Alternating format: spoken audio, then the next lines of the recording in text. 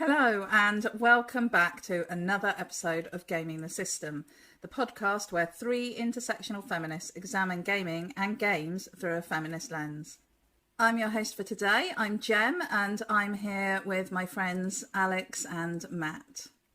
So, before we get started, if you want to support us, you can subscribe to our Patreon at patreon.com/gaming the system for some exclusive content, or you can send us a one-off donation via PayPal to our email address, wearegamingthesystem@gmail.com. It's really important for us to say that, we are not saying we don't want computer games with violence, we don't want computer games with horror. We're not saying that. What we're saying is we want it to be done with an understanding of the potential impacts that showing that violence is going to have on the wider society, with a respect for the issues that are going on in our world. And I think the intent of the designers, the intent of the game producers is really important, and understanding that is really important. And I would like them to think more about it. And I worry. I think that we talked last time a little bit about the idea of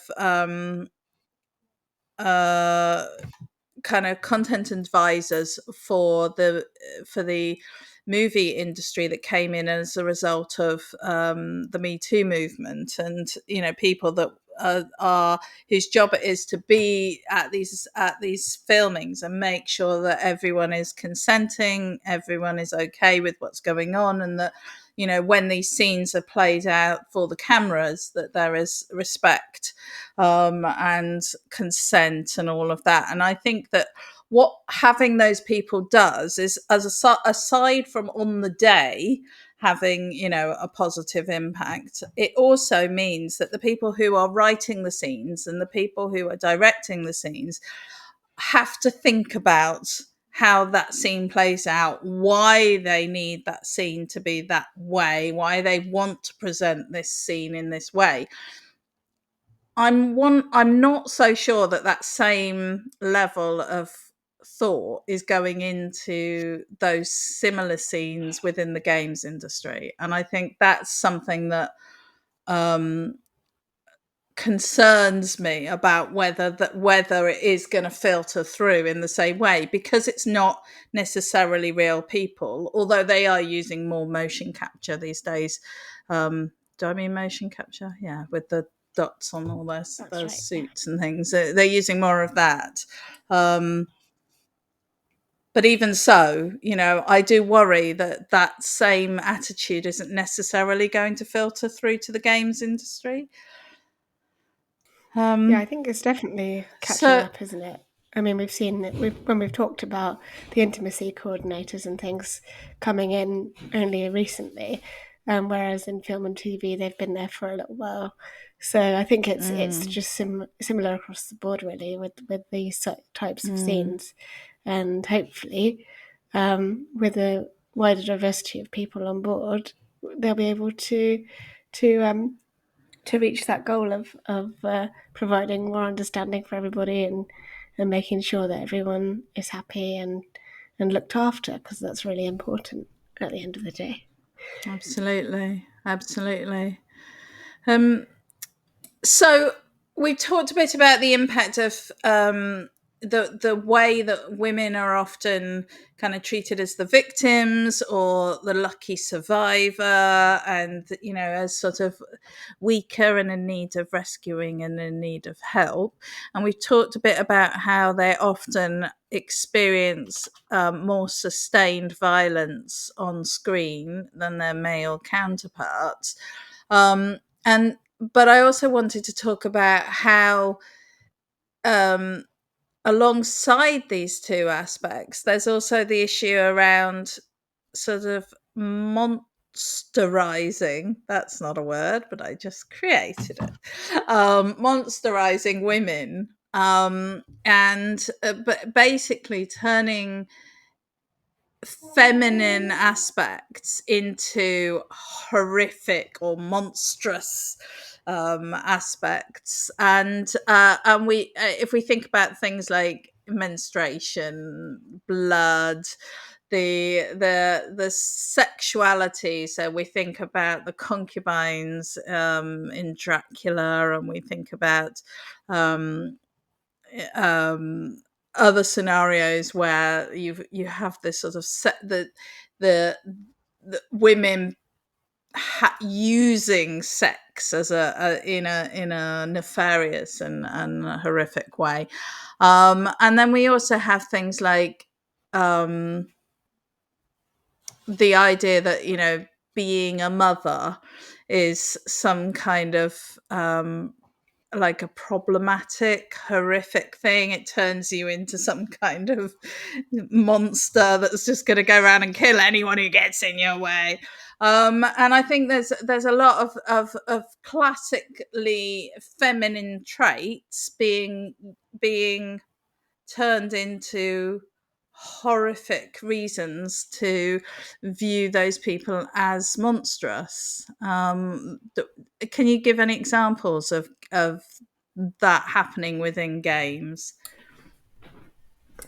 Women being they are either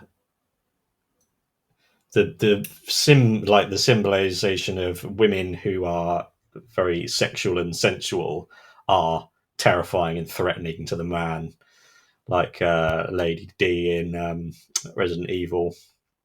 I just go, Jesus Christ. I'm terrified of that, and they're all very all over the place, and so that's just scary like that. And that's a male fear of, like, that's why there's so much infantilization and like dumbing down of female characters, so men aren't threatened by them, even though enthusiastic consent should be the gold standard of every kind of like consent, because you can't go wrong with that. And well, you can go wrong with it, but that's a bigger conversation. But enthusiastic consent is the good place to start. And then there's either the saucy, sexual, scary one, or there's the hysterical mother one, which is incredibly irritating and frustrating. Because again, going to Resident Evil Village, you've got Lady D. Once you kill her daughters, she turns into this great big scary fly monster thing. She's literally horrific, isn't she, at that point? She turns into a mole dragon thing. And then Mother Miranda's entire thing is, oh, I need to bring back my baby that I lost 80 years ago. And yeah, and just that kind of cheapens things, because those things can have interesting stories told about them. But if you just go, oh, it's a hysterical, grieving mother, that's really deep and interesting. Well, not when you just do it like that. No, you're wasting it. And then you have to, that's where motivation comes down to. You say, right, why did you write her like this? And they'll go, show me your workings. And they'll go, but she's gone mad with grief, and that's what turns people into monsters. Okay, why? But why? Couldn't it be better? And they'll go, trying to censor me. Crazy feminists trying to censor us. And you go, no, it's good. I think there's an absolutely huge crossover with the character of the witch when we talk about female characters being particularly scary. Good examples I can think of, obviously, The Witcher has a lot of witches in it, both of the hag variety and of the sexy variety.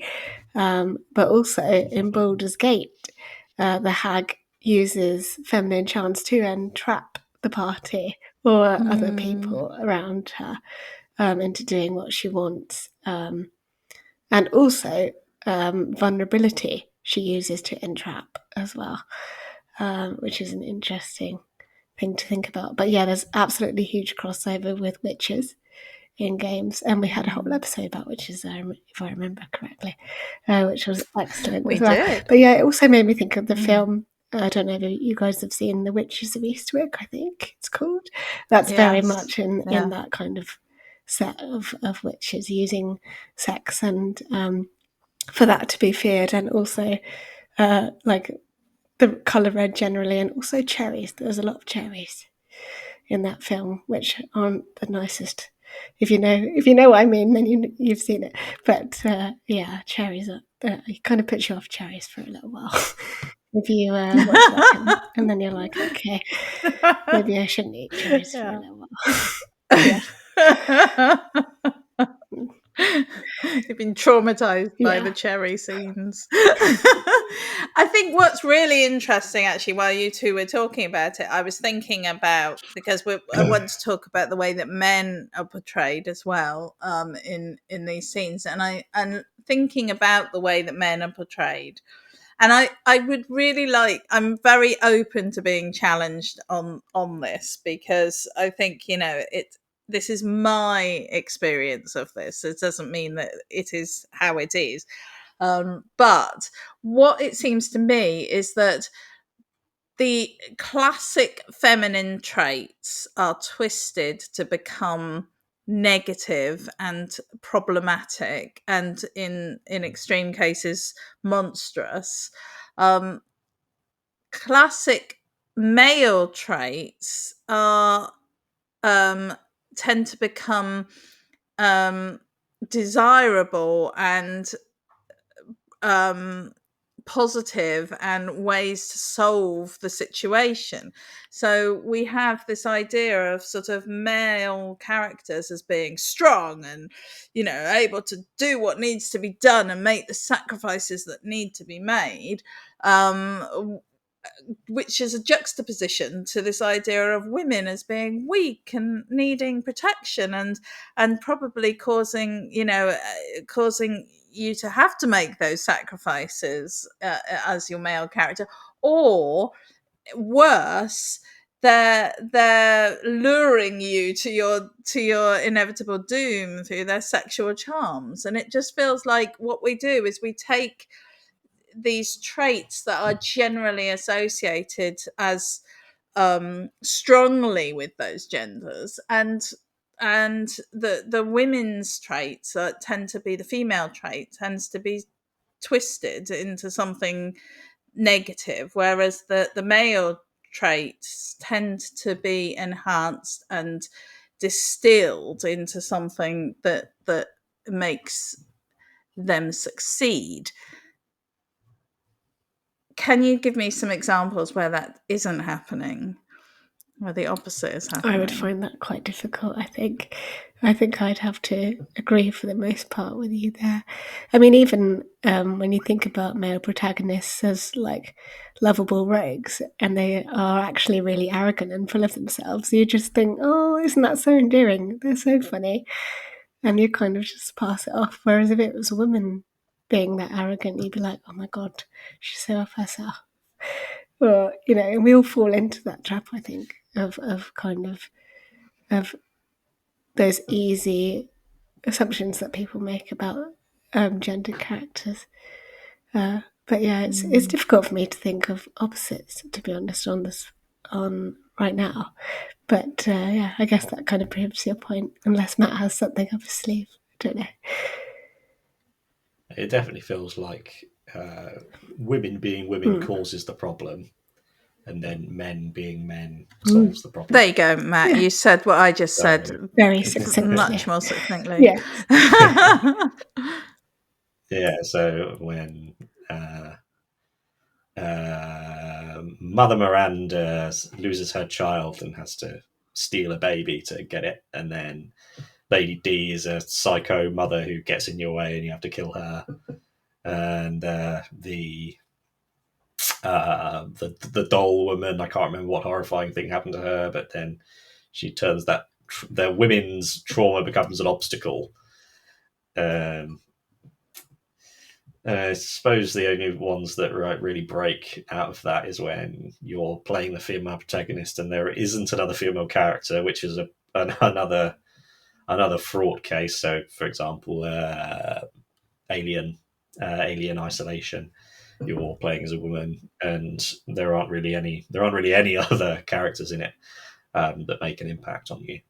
And then The Last of Us is the only other one, really, because Ellie is as far from your classic final girl stereotype as possible, and they're the only ones that have really pushed the boundaries on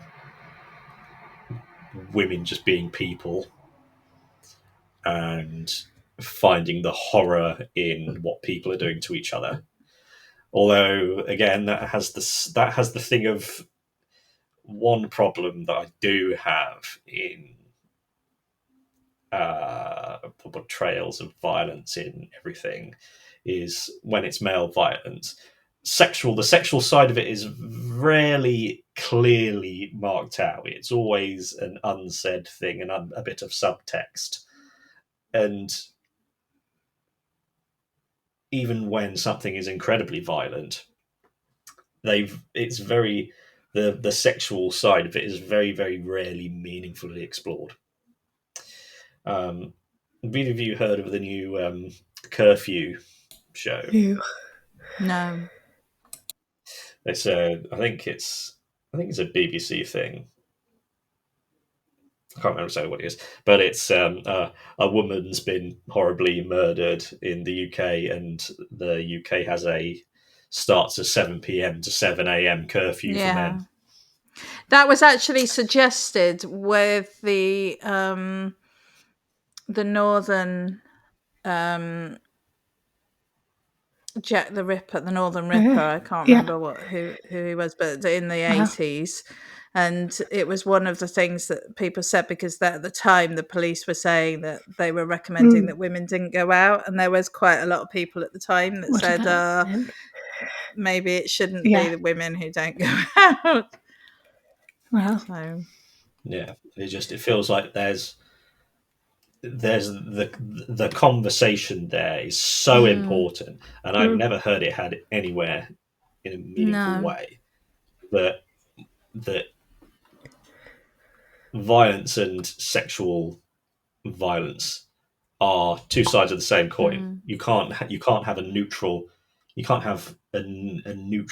violence and a neutral sexual violence. You can't have them together, even though the police, the British police, on their list of things, you've got theft, arson, whatever, and then violence and sexual offences are one thing.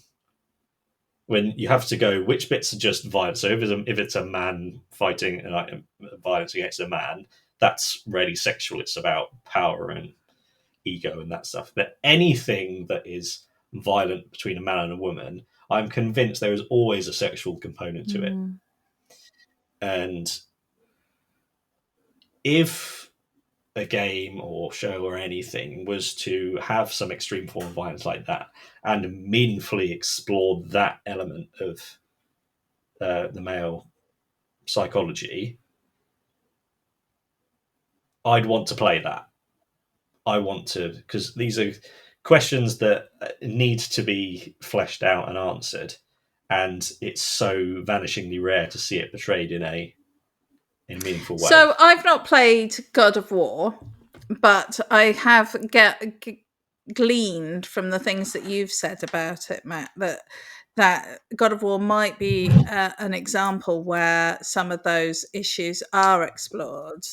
I mean, the main character, as I can see it, is a very manly man, but does deal with some things around, parenting and love and loss and, emotions. And I think that also in The Last of Us, we have Joel, who, as a male protagonist is also dealing with a lot of those things, and is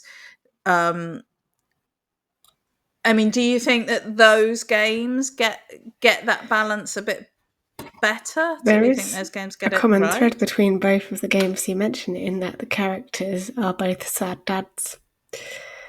Yes.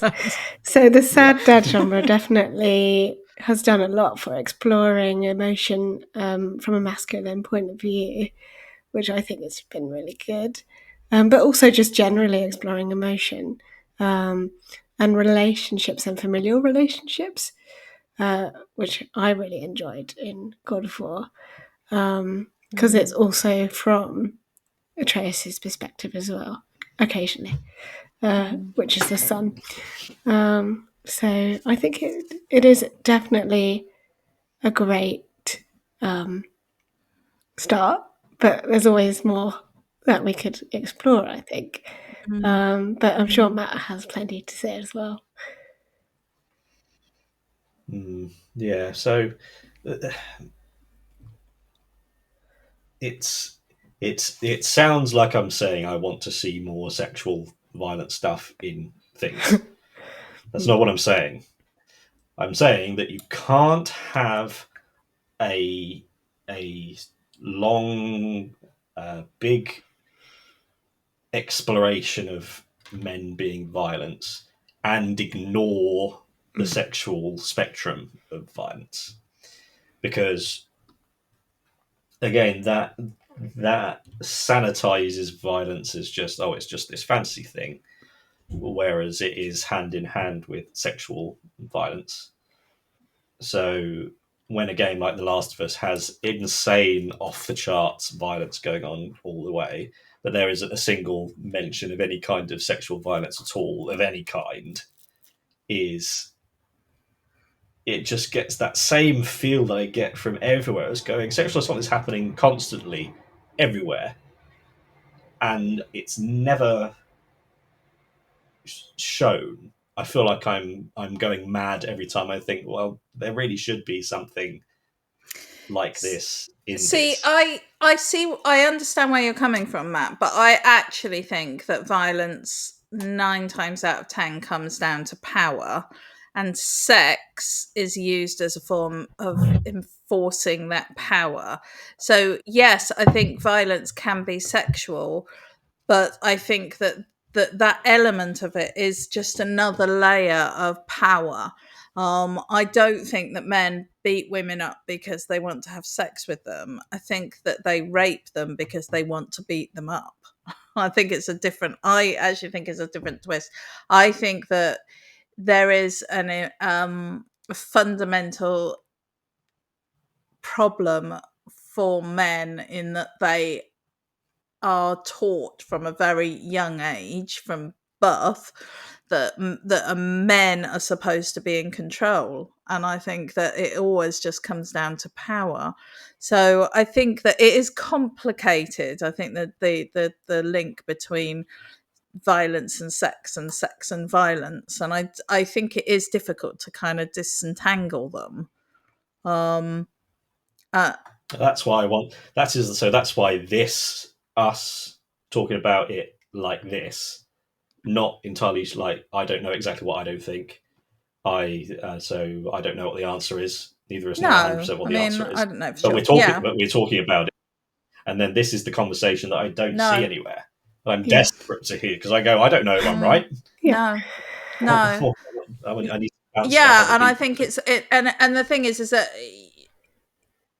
the really complicated thing is that in all these situations, in real world scenarios, where violence happens, the reasons for that individual violence is going to be completely unique to those people involved in that situation, and which makes it even more problematic when we start seeing it in games, because then they're simplifying it down into these broad tropes which maybe miss too much of the nuances, and Yeah, that's I think it problematic. would have to be, if it's going to be explored, it would have to be done sensitively, because otherwise it just comes across as like, I can't think of the right word for it, but yes, exploitative. That's a good word. Thank you, Matt. Yes. So I just want to ask, because we're going to have to wrap up and we've got loads more to still go through. So I think we're just going to have another section, because I really wanted to talk about disability and race in horror, but I feel like maybe those are whole episodes of their own, and we will definitely make time for that in our upcoming schedule. But one of the things that I did want to ask about is, because we've talked so much about the negative impact of the way that gender is portrayed for women, but what about how does this negatively impact men? I mean, what is where are the issues, where are the problems here for the way that men are portrayed in these horror games, often as very instinctual characters. They don't generally think a lot. They're only allowed to have feelings if they're a father, if they're a husband. That their emotions are directly tied to usually a female or a child. How does that? What does that tell? I think it puts a lot of pressure on men to, if they are, say if they're quite young and they don't have any family or anything, then if you were watching horror scenarios and things and you see the male lead as like this survivor and the savior character, it puts a lot of pressure on men subconsciously, I think, to be strong and to be decisive and be a leader, and to know how to solve problems and fight and kind of get out of tricky situations, that kind of thing. I don't know if I'm explaining myself particularly well, but also if there is family involved, then they're going to have to feel like there's a lot of pressure to be responsible, and because you're the only one that's capable of it, in the way that those films portray men in those situations. It's all about men's capability and other people around them being less capable. For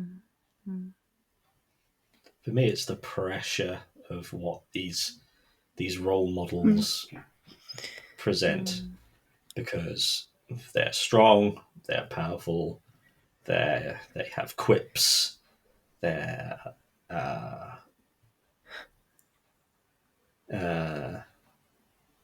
and also they're not necessarily so scared. Negative feelings. And that kind of says to men, well, you can't be scared of the things, because that's not very strong and manly. But of course, to fear stuff is completely natural and human, isn't it? So, sorry, Matt, I jumped in the way. That's why the sad dads is an improvement, because they're sad and scared. That's true. And going, oh yeah, if you want to be strong, then you need to not fear. You need to not have fear. You need to not have doubt. You need to not have sadness. You need to not have illnesses. And if you don't have that, then you're not a real man. And then then that's a very negative thing for people to feel. That feeling of, I'm not a real man or man enough or what I'm supposed to be. Again, it builds that very small box that the patriarchy squashes men into, that makes them ill, because that's not how people work. Whereas now we've got Kratos and Joel, and you go, all right, they both feel incredibly deeply and they're still strong, and it's not as simple as, oh, I'm scared but I'm brave, so I deal with it. It's they're scared and they don't know how to deal with it. And then what do you do then? And it's just, you need to hammer in that message that you don't need to be. You don't need to be these stereotypes, because it's impossible. And other people can't be these stereotypes either. And it comes down to that feeling of safety as well. And because so many people don't feel safe, then they can't be themselves. And then if you can't be yourself, then that does damage to you as well. and then that makes you scared and angry and sad, and then you turn that outwards on other people. So it does have a really devastating impact on men. And given that one of the biggest issues that we complain about is that computer games are kind of designed as though only young men are playing them.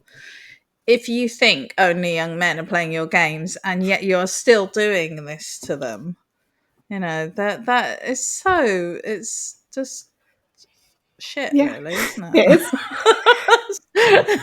Just to swear there. Okay, well, on that positive note, I'm going to bring this spooky episode, I don't know, I just have to do the voice, to an end. And thank you both for your honesty and your insight and your openness, which is always, like as Matt said earlier, it's so good to actually talk about these things because so few people are. Thank you very much. We'll be with you every Thursday doing something along these lines. And we'll see you soon. Bye. Thank you. Bye-bye. Bye.